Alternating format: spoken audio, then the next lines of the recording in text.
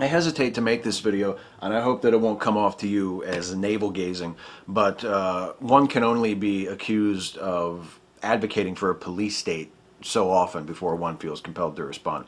I did some videos a few weeks ago about making fun of Ron Paul. I did one a few days ago making fun of the 9/11 Truth Movement.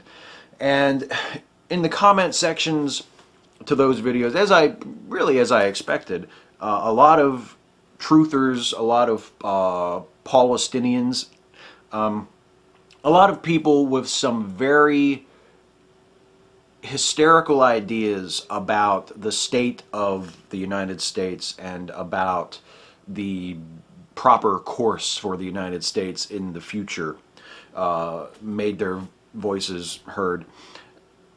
Which is great. I don't moderate comments. I don't delete comments. And I won't, no matter what people say. You're free to say whatever you want in the comment sections of my videos. I don't care. I'm not going to try to silence you. But repeatedly, in the Ron Paul videos, in the 9/11 Truth video, and in other videos I've made since then that have attracted attention of people in these groups, I've been accused of being a government shill. People have said that I must, because I don't agree with them, because I don't share their particular viewpoint, or I don't champion the same philosophy that they do, that therefore I must hate liberty. I must be opposed to a free society, or I don't understand what a free society is. And I'm just blinded by my consumption of the mainstream media, and and my public education, and I can't see that the United States has become a police state. Multiple people have said that the United States, as it is today, right now in 2012, is a police state. And I find that odd and a little fucking infuriating, because I look back on my experiences in the United States. I've lived here my entire life. I was born here. I'm a native-born American. I was born in Hagerstown. I lived my whole life in a little town called Clear Spring, minus a few years living in Hagerstown, and now I live here in another nice little small town called Sharpsburg. And it's funny, I never remember me or my parents or anyone else that I've ever known being stopped in a public place by a government official and forced to show identification. I've never been stopped by a government official and had them demand my proof that I have permission to be here. I've never been arrested without being charged. I've never been thrown into a prison without access to a lawyer for weeks at a time. I have never heard a knock on my door and opened it to find government men standing there and know that I have no option to close the door on them. That they don't have a warrant, they don't have any just cause. They're just going to come in and invade my privacy and look through my home. And if I happen to have anything that they decide is too subversive or revolutionary or unsympathetic to the government, then I or my family can be hauled off to a prison and kept there until they decide to let me go. I have never, and no one I have ever known has ever been arrested and thrown into prison for attending a church that is not sanctioned by the government. That's never happened to me. It's never happened to anyone I know. And my argument is not that these things do not happen in the United States, because the Arizona immigration law is very troubling. Some sections of the National Defense Authorization Act are very troubling. The Patriot Act has some things in it that are very, very troubling.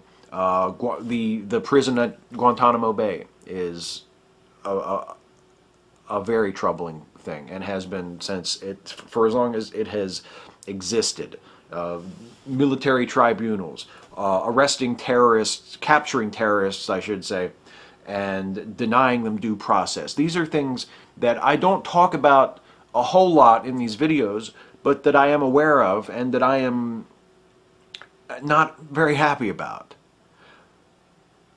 But the difference between me and the people I'm referencing in this video who are screaming hysterically about how the United States is a police state is I recognize that there is a vast country between the United States as it exists today, with Guantanamo Bay, with the NDAA and the Patriot Act, with the denial of due process to apprehended terrorists, with government abuses like the case of Daniel Chong, that kid, the UC San Diego student who was picked up by the DEA in a drug bust and left forgotten about in a holding cell without food and water and a toilet for 5 days. I mean, that's absolutely appalling that that would ever happen. That's an unforgivable failure of our government agents in that case. But there's a huge distance to travel from that, what we have now, imperfect and occasionally very troubling though it is, to a police state, to a country where everyone lives in fear of the government at all times, where there is no rule of law. You can make a case, a very compelling case, and a case that I would probably agree with on many points, that our government has abused the rule of law, has violated or flouted the rule of law, has exceeded its proper authority. But the rule of law is still there. The Constitution is still there and is still respected and still carries weight and is still the foundation of our laws and our government.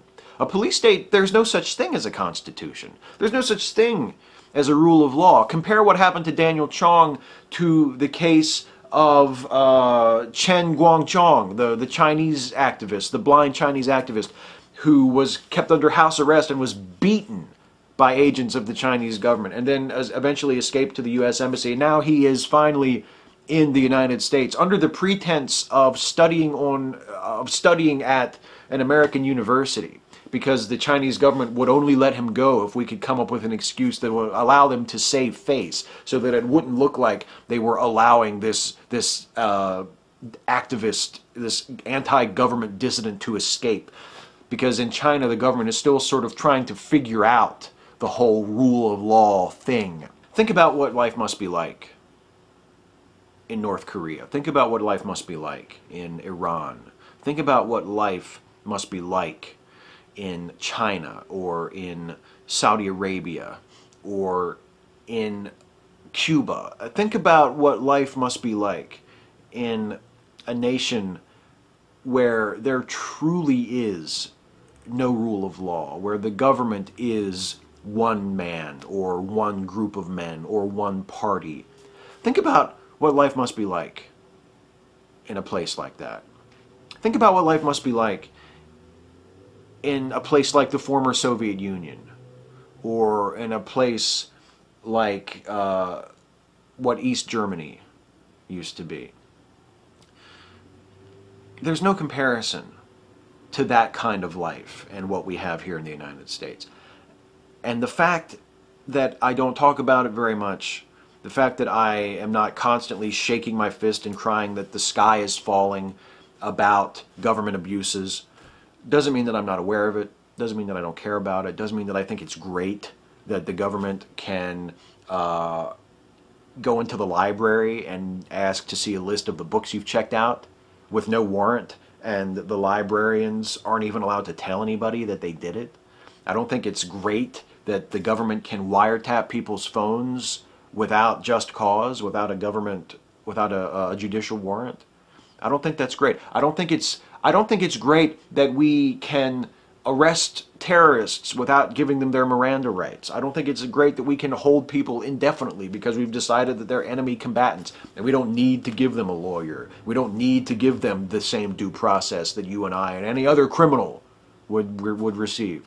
I don't think it's great that we're holding them in some military prison outside of our borders rather than holding them here. I'm troubled by all of those things and other things that I haven't mentioned, but you guys who are crying that this is a police state, who are continually shouting that we need a revolution, or that if we don't change things right now, then in a few years we're all going to be rounded up into camps. And by the way, these cries have been going on, these warnings, these dire prophecies of the end of democracy have been going on since before I was born. These people shouting that unless a given bill is defeated, or unless we all vote for Lyndon LaRouche, or as he is now known, Ron Paul, if so-and-so is reelected, then America is about to come to an end. The dictatorship is only a few years away. They're going to herd us all into camps. They're going to make us all slaves.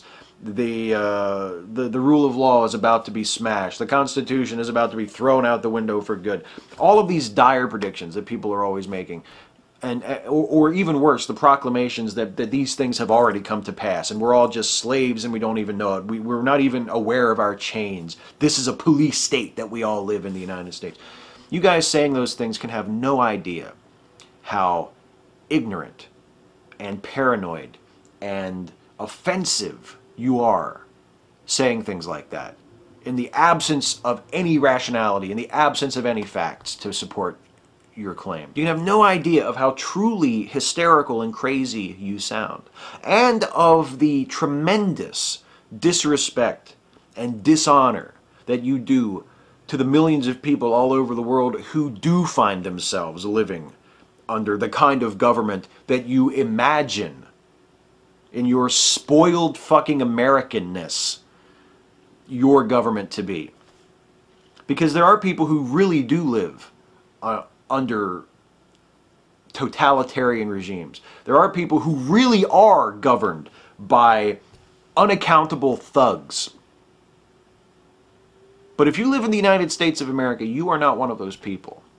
Even if you've been mistreated by the government, even if you have been absolutely failed by the system and fucked over, you do not live in that kind of a country.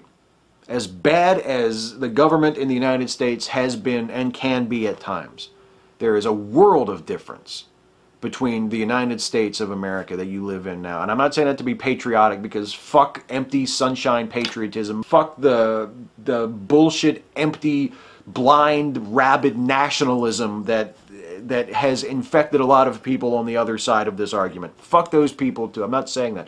I'm saying that the United States of America as it exists today, with all of its foibles, with all of its flaws, with all of its shortcomings, with all of the really fucked up, disturbing stuff that the United States government has done, that we can verify that it has done, that we even know about because we have a free press, unlike a fucking police state where that kind of thing doesn't exist. There's a world of difference between what we have and a police state. And if you can't recognize that, if you are unable to recognize it because you're just legitimately that ignorant, or if you just pretend not to recognize it, or willfully ignore all the evidence that you're wrong because you're just so in love with your little Tom Clancy narrative that you've created for yourself, you just can't expect people outside of your little bubble, of your clutch of tinfoil hat-wearing fanatics, to take your arguments and your claims at all seriously. It's just never going to happen, except in the unlikely event that you are able to demonstrate that anything you are saying is true. If that ever happens, then you'll be shit and corn. You'll be good as gold. But I really don't expect that ever to happen. Not that this makes any difference to you. I'm sure that you'll continue to bitch about every perceived slight, and anytime the government of the United States fails to live up to its ideals and its obligations, you'll start screaming police state, and you'll continue to push your spy movie narratives about what's really going on, and you'll continue to feel justified and holier than thou and smug because you've got it figured out, and folks like me are still blind. We're just sheeple after all. You go ahead with your Chicken Little act, that's fine, and people like me will continue to see the United States for what it really is and hope and perhaps even work toward improving it toward what it should be. I know you want to improve it too, but in order to make reality any better, you first have to be able to perceive it. So I would recommend, if you're serious about making this a better country, that you start there.